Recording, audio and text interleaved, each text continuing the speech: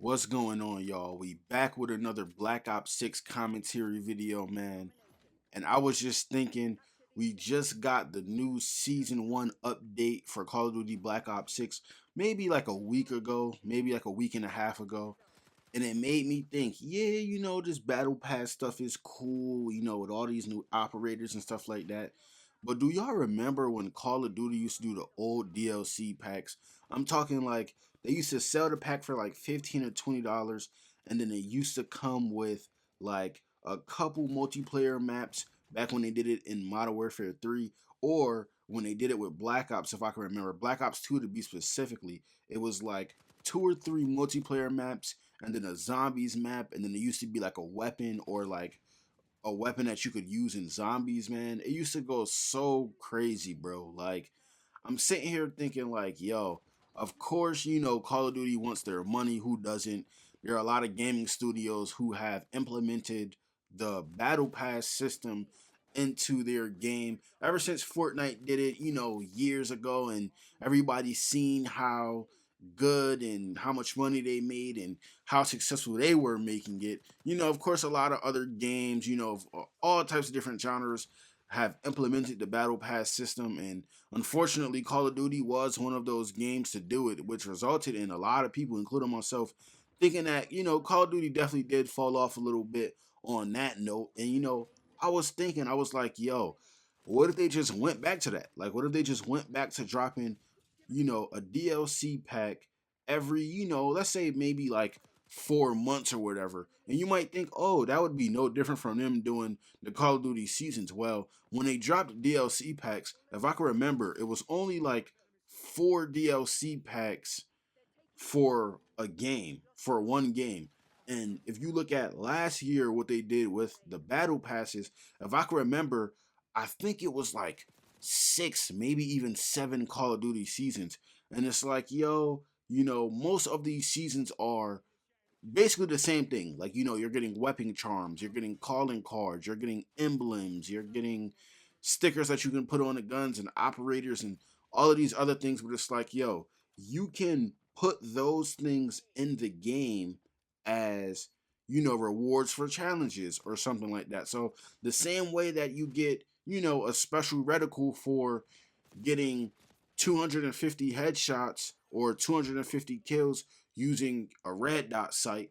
If you do that and then, maybe add some other freaking things in there that, people would want to do, you can literally still have those rewards in the game, but still just drop the DLC maps. You get what I'm saying? A part of the DLC. And I remember there were there was a level of exclusivity too, because if you didn't have the DLC packs, you couldn't play them, obviously.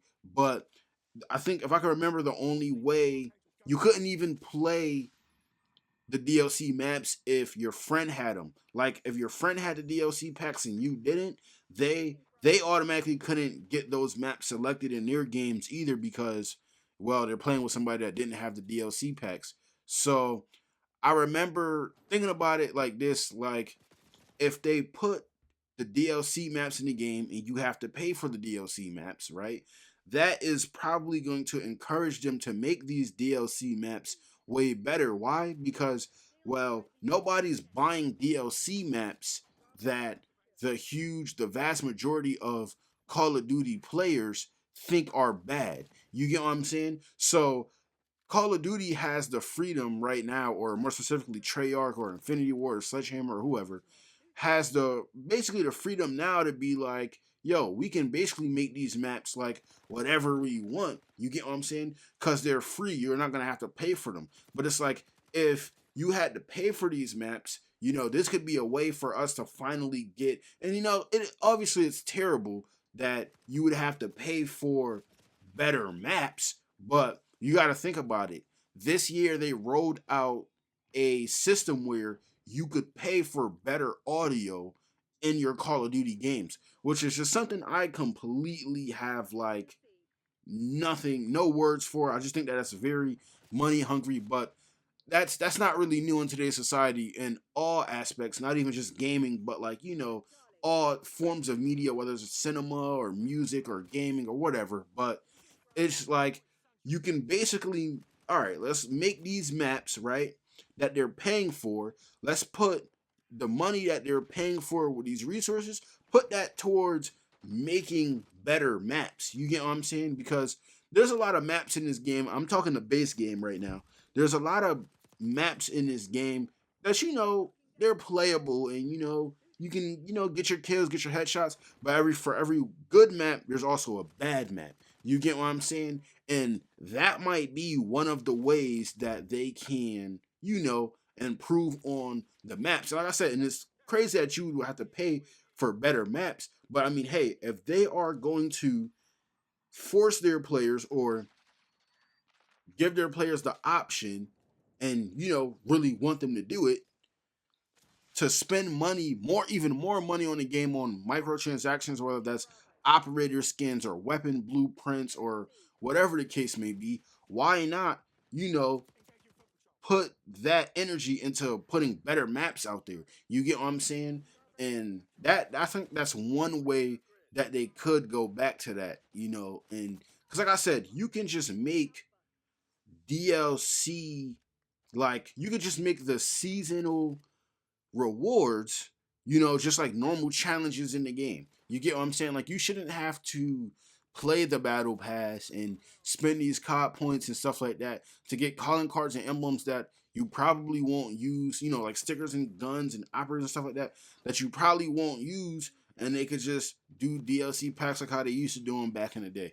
I don't know. It used to be so fun to, see all my favorite YouTubers when I was younger play, these DLC maps, and it used to be so cool to even see them do stuff like that. Or even if, another idea I have is if they wanted to take the route where, if you were like ranked or you were in like the COD League or, higher professional competition of Call of Duty, you could pay for different maps that would favor, that playstyle, playing competitively and stuff like that. And that could actually even help with, the casual playing the game versus a guy who's dedicating his life, who's eat, sleeping, drinking, breathing Call of Duty all day. You get what I'm saying? That's just another way for them to maybe like improve their game or even put that into a system where things like that would make sense.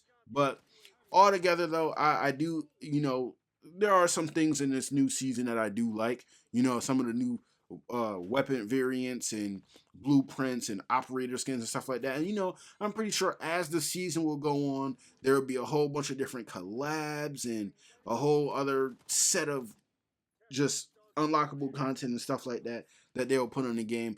I just seen earlier that they're doing a Squid Game collaboration, which will be pretty cool. I'm not gonna lie. I'll probably look into that and try to see, what those look like, So I can't wait to see what they look like, as far as, more seasons that they do.